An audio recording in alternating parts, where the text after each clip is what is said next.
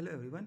तो आज हम लोग बात करने वाले हैं दो स्टॉक्स के बारे में, जिसमें से पहला स्टॉक से ऑनलाइन गेमिंग सेक्टर में देखने को मिलता है, और जो दूसरा स्टॉक है वो एक्चुअली बहुत सारे कंपनीज़ को अपना प्रोडक्ट सप्लाई करती है। तो इनके जो दूसरे कंपनी क्लाइंट्स है बहुत ही ज़बरदस्त है, और I mean hundreds of companies इसके क्लाइंट है। ठीक है, तो जो पहला कंपनी है वो हमारा है नज़ारा टेक्नोलॉजी। तो अभी कुछ दिन से काफ़ी न्यूज़ में है ये। तो अगर हम देखें कुछ, तो इसके फाइनेंशियल्स देखेंगे, मार्केट कैप देखेंगे तो 6200 आई मीन 6000 करोड़ का है। करंट प्राइस देखिए 950 का है। हाई आई मीन ये ऑल अप्रॉक्सीमेटली 975, ये 52 वीक हाई गया था, और अभी आई मीन एक साल से सबसे कम था 482। अगर हम इसकी प्राइस की बात करें अ, तो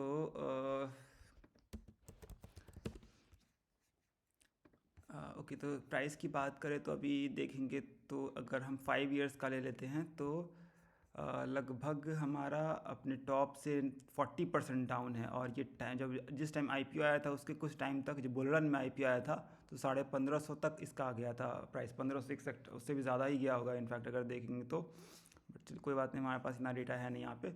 अगर लास्ट एक साल में बात करें तो अपने बॉटम से अप्रॉक्सीमेट 100%, 91% हमें देखने को मिल रहा है रैली दिया है। तो इसीलिए इस टाइम काफ़ी न्यूज़ में है ये। तो अब हम इसके और देखते हैं, इसके वेबसाइट पे आते हैं। तो ये हम वेबसाइट पे आ गए। तो ये जो कार्टून्स देख के आपको आइडिया लग गया होगा कि हाँ क्या क्या है काम करती है इसमें। और इसका जो गेमिंग सेक्टर की बात करें तो ये जो है एनिमल जैम है, ये होगा WCC हो गया, क्लासिक रमी हो गया। रमी की काफ़ी सारे ऐड आते हैं। अदर गेम से बात करें तो ये वाला गेम जो बच्चों में काफ़ी पॉपुलर देखने को मिल रहा है, किडोपिया का। अगर हम ई स्पोर्ट्स की बात करें तो यहाँ पे स्पोर्ट्स कीड़ा हमें देखने को मिल रहा है। नो डाउन गेमिंग हो गया। आई मीन काफ़ी सारे मल्टीपल गेमिंग्स हैं इसके। और अगर एडटेक में देखें तो हमारा डेटा वर्क्स, ये क्या है, ये वर्ल्ड इनविजन और ट्रांसफॉर्म्ड। ओके ओके, तो ये पता नहीं क्या है, मुझे भी नहीं पता।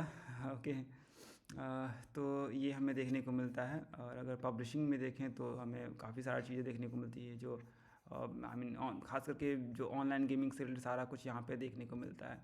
अगर हम इसके फाइनेंशियल्स पे आते हैं, हमने चार्ट पैटर्न ऑलरेडी कवर कर लिया है, जो कि अप्रॉक्सीमेट 91% अप है अपने बॉटम से, और टॉप से 40% डाउन है। अगर हम प्राइस की देखें तो ये देखेंगे तो अप्रॉक्सीमेट इस पॉइंट से काफ़ी टाइम से कंसोलिडेट ही कर रहा है कह सकते हैं। अगर हम पूरे ये पीरियड देखें तो यहाँ से लगभग 1.5 से 2 साल से, पौने 2 साल से यहाँ पे कंसोलिडेट कर रहा है। अगर एनालिसिस में देखें, पीयर्स में तो नहीं, क्वार्टर्स की बात करें तो क्वार्टर्स में देखें तो 13-18 इस तरह से हमारा अप एंड डाउन। अगर वही हमारा जो अगर हम देखेंगे यहाँ पे क्वार्टर में 16, 17, 20, फिर 9, फिर 21, फिर 24 TTM सितंबर क्वार्टर में। अगर हम PNL की बात करें तो 65, फिर 61, फिर 1, फिर कोविड के टाइम में इसका ज़बरदस्त बैंड बज गया। फिर इसका 14 हो गया, 51, 61, अभी 75 अभी तक का देखने को मिल रहा है। अगर PNL की ग्रोथ की बात करें तो वो काफ़ी ज़बरदस्त देखने को मिलता है। बोरिंग की बात करें तो, रिज़र्व्स की बात करें तो ज़बरदस्त रिज़र्व है। बोरिंग की बात करें तो online long term borrowing zero है, शॉर्ट टर्म में 91 करोड़ के, जो कि हमारा अगर रिज़र्व्स की बात करें तो 1150 करोड़ की है। तो ये काफ़ी डिसेंट सा देखने को मिलता है। एक इसमें इशू है कि इसका जो शेयर होल्डिंग पैटर्न है, प्रमोटर की बात करें तो बहुत ही कम देखने को मिलता है। तो इससे अगर किसी तरह से कंपनी नहीं चला पाए तो रिस्क काफ़ी है इसमें। 17% प्रमोटर के पास है। और देखेंगे एक चीज़ हमें लास्ट क्वार्टर्स देखने को मिल रहा है कि पहले 19% था प्रोमोटर, जो 17% हो गया है। लेकिन अगर हम देखें किसने ख़रीदा है तो 10 से आई मीन 11% से अप्रॉक्सीमेट 10% हो गया फाई। अगर DII की बात करें तो 9% से लगभग 7% का जंप है। तो ये काफ़ी बड़ा जंप है। DII means mutual fund companies ने काफ़ी अच्छे खासे क्वांटिटी में ख़रीदा है। बाकी हमारे पब्लिक में देखते हैं, पब्लिक में किसके पास है तो हमारे पास देखते हैं राकेश झुंझुनवाला के RJ के पास है, अप्रॉक्सीमेट 9% का है। फिर प्लेटस के पास है, और ये कामत एसोसिएट, ये हमारे नितिन कामत है, इन्होंने रिसेंटली 100 करोड़ लगाया था इसमें। I guess if I am wrong, I am right, so I guess 100 crore उन्होंने इन्वेस्ट किया था रिसेंटली। तो ये है इसका। तो लोग आई मीन जो इन्वेस्टर्स काफ़ी बुलिश है इसको लेके। तो इसलिए हमारा और जो ऑनलाइन गेमिंग की फ्यूचर की बात करें तो ऑल्दो इतना इंडिया में अभी ये पॉपुलर नहीं हुआ इन कंपैरिजन टू यूएस। तो वहाँ पे देखेंगे यूएस में ऑनलाइन गेमिंग का बहुत बड़ा क्रेज़ है, जो कि अब जैसे हमारा जो यूएस में रेप्लिकेट होता है कुछ टाइम बाद वो इंडिया में भी रेप्लिकेट होता है, जो कि हमारा जो बिजनेस भी काफ़ी सारे देखने को मिल जाते हैं उस टाइप के, जो यूएस रेप्लिकेट होके इंडिया में हैं, जो कि आज यूनिकॉर्न बन रहे हैं।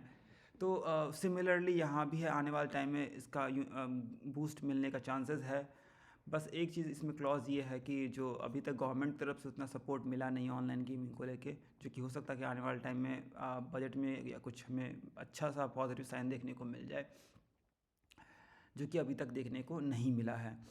और अब जैसे अभी जो टैक्स नोटिस आया था डेल्टा कॉर्प, जो हमारा कसिनो गेम्स हो गया, कसिनो क्या हो गया, और नज़ारा टेक को भी आया था, ऑल्दो नज़ारा टेक का अमाउंट बहुत छोटा था in comparison to Delta Corp. But again ये जो है अभी गवर्नमेंट पे इस पर काम करना है, आई गेस आई बिलीव आने वाले टाइम में ज़रूर करेगी काम गवर्नमेंट इस पर, या फिर प्रमोट करेगी ऑनलाइन गेमिंग को। तो इसलिए इन सब चीज़ों के हमें ध्यान में रखते हुए इसको हमें इन्वेस्ट कर सकते हैं इसमें। अगेन डिस्क्लेमर यही है कि आपको अवेयर होना चाहिए कि ये इन्वेस्टर का अमाउंट यहाँ पे बहुत ज़्यादा कम है, सॉरी प्रमोटर का क्वांटिटी बहुत ज़्यादा कम है। बाकी के अगर 56% देखेंगे तो पब्लिक के पास है, बट पब्लिक में भी देखें तो हमारा जो डिसेंट शेयर होल्डिंग पैटर्न जो है वो देखने को मिलता है। ठीक है, तो ये हो गया हमारा, और हम इसके एक बार पीपीटी ओपन कर लेते हैं। तो आ गए हम डॉक्यूमेंट्स पे, ये हमारा पीपीटी खुल जाता है। तो अब ये इमेज से देखने को पता चल जाता होगा। अब काफ़ी सारी चीज़ें हैं, अब लोग फैमिली जिनके घर में बच्चे होंगे उनको पता होगा ही मोस्ट ऑफ द चीज़ें। और ये हमने फाइनेंशियल्स कवर कर लिया है। ओके, ठीक है, तो यहाँ पे स्पोर्ट्स में ये हमने देख लिया। और क्या है, जो एक्सपेंशन इन्होंने किया है, तो ये यहाँ पे मल्टीपल एक्सपेंशन इन्होंने किया है ओवर द टाइम। तो ये है, इसका मतलब ये है कि जितने भी इसके कॉम्पिटिटर्स है या फिर जो भी न्यू आ रहे हैं यहाँ पे, तो ये एक्वायर करते जा रहे हैं ताकि अपना एक्सपेंशन इन बूस्ट करते जाए। ठीक है, तो ये है इसका। और यहाँ पे ज्योग्राफी की बात करें तो 39% इसका जो है नॉर्थ अमेरिका में है और 46% इंडिया में है। तो कहने का मतलब अप्रॉक्सीमेट 50-50 का रेशियो, 50% ऑलमोस्ट इंडिया में है, बाकी के 50% यूएस आई मीन फॉरेन में देखने को मिलता है, जिसमें कि सिग्निफिकेंट 40%, 39 to 40% हमारा नॉर्थ अमेरिका में देखने को मिलता है। नॉर्थ अमेरिका प्राइमरली हो गया यूएस और कनाडा। ठीक है, तो ग्रोथ प्लान हो गया इसका। यहाँ पे अच्छा, यहाँ पे हमें देखने को मिला है Nazara take to raise 1000 crore 100 crore from zero, Nithin Kamath. ठीक है, तो यही है अभी हम बात कर रहे थे।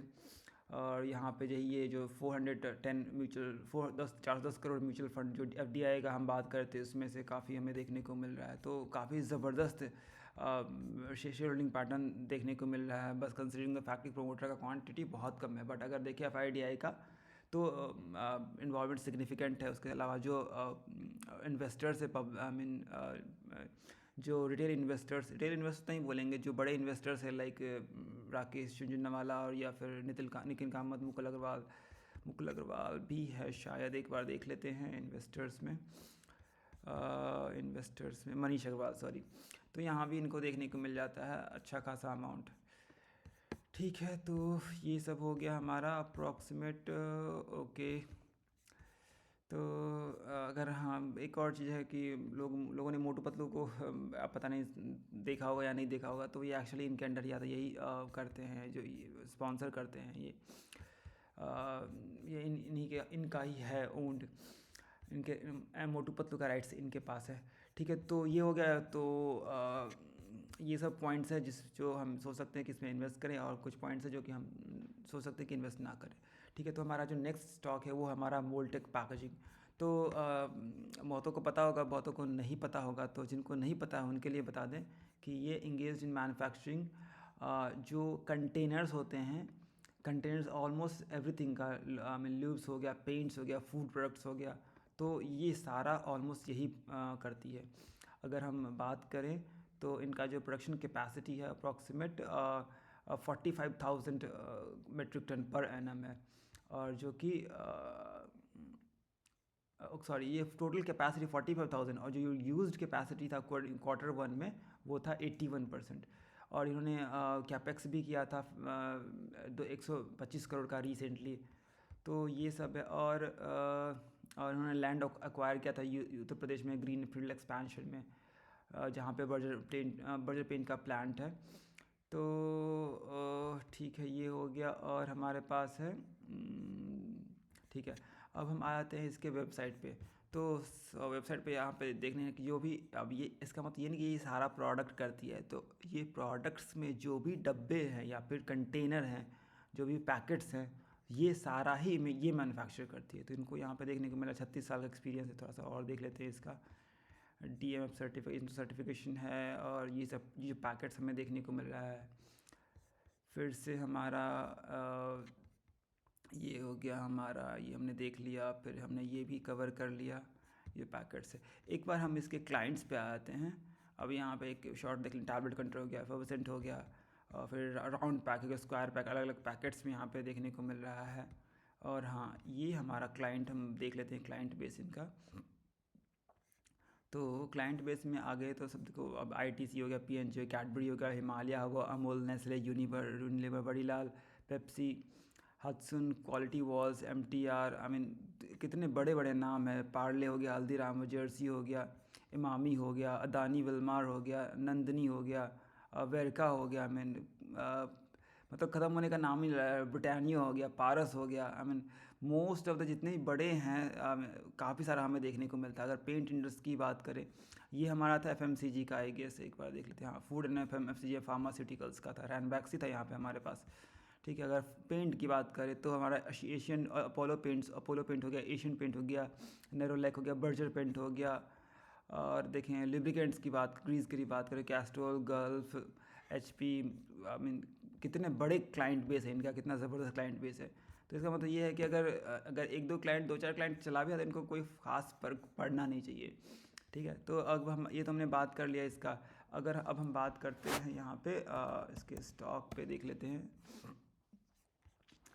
तो अगर हम यहाँ पे बात करते सिर्फ 2900 करोड़ का, अप्रॉक्सीमेट 3000 करोड़ का मार्केट कैप है। करंट कैप की, करंट प्राइस की बात 875 करोड़ है। अगर ये देखें हमारा all time high, I mean जो 52 हाई और लो देखने को मिल रहा है।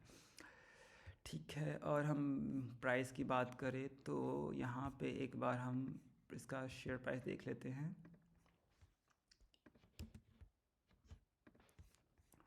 तो ये हमने 5 ईयर्स का देख लिया। तो अब देख रहे कि ये पूरे अप्रॉक्सीमेट इस टाइम से पूरा कंसोलिडेट कर रहा है, जो कि 12 से लगभग 1.5 साल से एक ही रेंज में देखने को मिलता है। ठीक है। तो और हम अपने टॉप से देखेंगे तो अभी भी ज़्यादा नहीं, लगभग 18 से 20% डाउन देखने को मिल रहा है। अगर वापस आते हैं हम वोल्टेक पैकेजिंग के इस पे, तो यहाँ पे अगर देखेंगे P रेशियो तो ऑलमोस्ट हमारा फ्लैट ही देखने को मिल रहा है। तो हमारा ऐसा नहीं कह सकते हैं कि हम अंडर वैल्यूड है या ओवर वैल्यूड है, तो फेयरली वैल्यूड हम इसको कह सकते हैं। और क्वार्टरली रिजल्ट्स की बात करें तो इतना बड़ा इसका क्लाइंट बेस है, तो ऑब्वियसली अगर इनका जो प्रॉफिट होगा वो भी हमारा फ्लक्चुएशन बहुत ज़्यादा नहीं होगा, क्योंकि जो बड़े कंपनीज़ होते हैं तो ऐसा नहीं कि आज इसके पास गए कल उसके पास गए। वो भी देखते हैं कि जिनका जो सर्विस प्रोवाइड करेंगे उनका जो रिलायबल हो। तो इनको ऑलरेडी इतना डिसेंट एक्सपीरियंस है इस सेक्टर में।